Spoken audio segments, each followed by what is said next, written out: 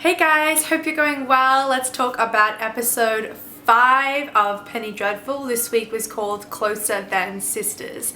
Now, this episode was, firstly, before I go any further, I just have to say that it is hands down my most favorite episode of the whole series this far. Firstly, let's say that this episode was completely self-contained. It was a flashback episode. The entire episode, start to finish, was a flashback and exists in a completely separate timeline to what we've been going through in the series this far. This timeline belongs at the very beginning. So this is the backstory to Vanessa Ives, her relationship with Sir Malcolm's family, Sir Malcolm's daughter Mina. So they were best friends. And this episode really just delves into that in a very deep and detailed, descriptive and awesome way. I could have used this episode a little bit earlier in the series. That could have been placed because it's so standalone. They could have really put it anywhere. I could have used it at the second episode. I could have used it at the third episode just to really bring me more into the heads and the whys and the hows of Vanessa and how she operates and why she is so burdened.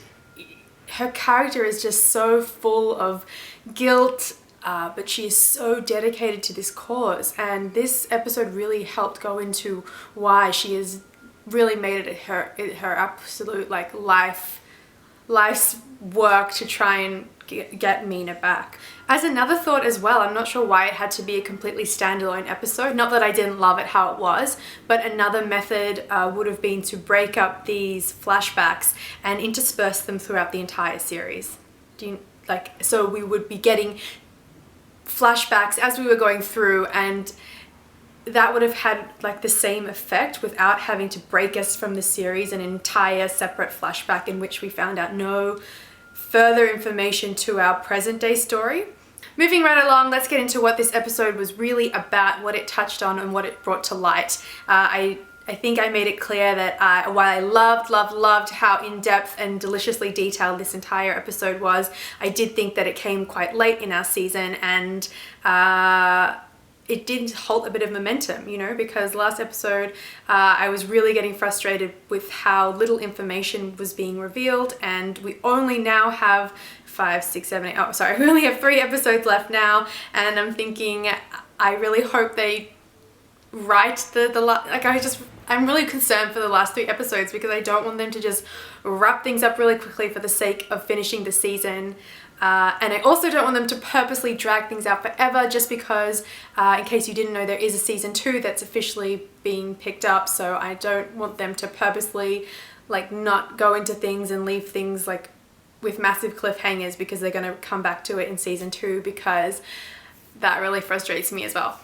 Okay. Back to the plot, let's get into it. Okay, so this episode really is a beautiful love letter to Mina. So from Vanessa, she's writing to Mina, who we already are full aware that is no longer in the picture. She's off somewhere in the darkness of some obscure abyss. And it's just so poignant, writing a letter to somebody who may never ever receive it. It's an apology, I guess, in a lot of ways as well. We get to see a little bit of them as children, young, innocent, I don't know, they might be 10 or 12 or something like that. And the episode, it's called Closer Than Sisters, and it couldn't be a more perfect title because they really have that sisterhood connection. It's an absolute kinship and a spiritual bond that the two of them have, and it's really beautiful to watch them together. But we see it through Vanessa's eyes, of course, and as they grow up into young adults, things start to change a little bit from Vanessa's point of view. Mina grows up still innocent and carefree, young and beautiful, whereas Vanessa has a bit of a taint. She has something there that she says that was possibly always there within her, that slight darkness. But it's not until she witnesses something shocking and stimulating to her darker side that it really, for the first time, she's consciously aware of this darkness, and it's for the first time it's really brought out within her.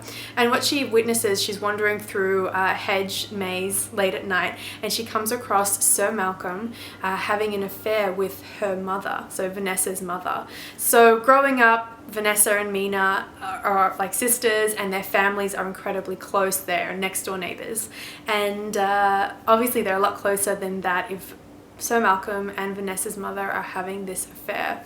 Side note, I wasn't sure if this was supposed to be like brought up as something, but I was wondering, like instantly it made me think, oh, maybe Sir Malcolm is possibly Vanessa's dad, but that's something completely aside. She witnesses this, and that's when she really acknowledges the change. Something has changed, and she's no longer innocent. She's no longer pure. That purity of being a child and then becoming a teenager, especially themes of like losing your virginity, but starting to understand the evils of humanity in the world. Lots of very big themes that can be drawn in parallel to Vanessa's sort of connection with the dark side in that, I thought. The next stage of this growing darkness is when Mina decides that she's going to get married and meets sort of the man of her future, and it really ignites something with rebellious inside Vanessa, like a rivalry. In the normal way, it could be like a healthy competitive rivalry to want to do better, to better yourself and become the best you can be. But in this sense, in Vanessa's particular case, it is something a little bit more sinister than that, and it's something that she can't control and starts building within her. So she, possibly unconsciously, but no, she does know what she's doing. She has an affair with Mina's fiance, and that is absolutely it. That is the beginning of the end in terms of Vanessa's goodness, innocence, whatever you want to call it. Then comes the most impressive 15 minutes, 20 minutes of television I've seen in so long, and that is Vanessa's descent into madness, and whereby the doctors originally think that possibly she has epilepsy. She's having these fits, she's having out of her body experiences, she has no control over what she's doing whatsoever. The scenes of Vanessa in the asylum are just so brutally shocking, and oh my god, I kind of had my mouth open the whole time. I realized, you know, like a little bit into it, that my mouth was hanging open. I had to like close my mouth and just calm down a little bit. But Vanessa comes home in her catatonic state after this crazy brain experimental surgery, trying to calm her down, and she's visited then by what she calls the Serpent, but who is very much this dark lord, the master, the devil, whatever we're calling him for the sake of this series, I don't know. But he takes the physical form of Sir Malcolm, which is both ironic and totally traumatizing. And this devil, Dark Lord, seduces Vanessa in the most,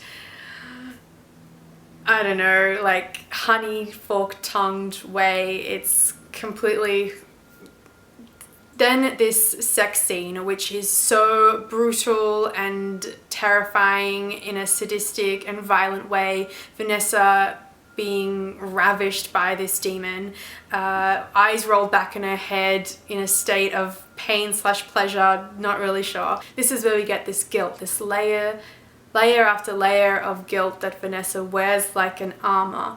And hats off again to Eva Green for really just showing that in so much detail through this episode and through the entire series as well. She just stands out like a beacon. I think she's just absolutely magnetic. Rounding out the end of the episode, Vanessa starts slowly coming back to life in a sense. So after being stripped back to her absolute core when we thought that she possibly was never going to come out the other side of it, she does find a way to stand again, to walk again, to function again, as a person. And then so poetically, which I just really loved, Vanessa finishes her letter. So remember, the whole episode was a letter. Finishes the letter, signs it, folds it up, puts it in an envelope, and puts that envelope in a chest. And in that chest are hundreds of other letters that Vanessa has written, all addressed to Mina, presumably. So, you know, maybe Vanessa is writing one letter a day as like a penance, you know, in a sense. And I just think that is so poetic and so evocative, and just a really nice way to end that episode, which I loved. I really loved that episode. It was so on point for me. I thought it was just so beautifully crafted, and I totally loved it. Now, my only concern is that that episode, while it was so beautiful as it's, you know, on its own, it really did stop the momentum of the whole series. You know, every week we were finding out more. This episode didn't really help us find out more in terms of where we were going. It kind of gave us some extra back. So none of those great questions and theories that I raised in the last episode about who our characters were, what was going to happen next, what was going to happen to Ethan Chandler, what was going to happen to Frankenstein and his creature and the bride of Frankenstein, none of those questions were answered. So that's frustrating. Gonna have to wait another week. Probably won't even get answers then. I'm not sure. You know, if they keep teasing, I feel like they don't really have an end game in their own minds. So I am not sure how we are going to round this out in time, but guess we'll see. Thank you so much for sticking with me and talking through this episode 5 of Penny Dreadful, Closer Than Sisters. Make sure you subscribe to my channel to keep up to date on my other reviews and recaps of Penny Dreadful as we continue the season, and I'll talk to you guys soon. Bye!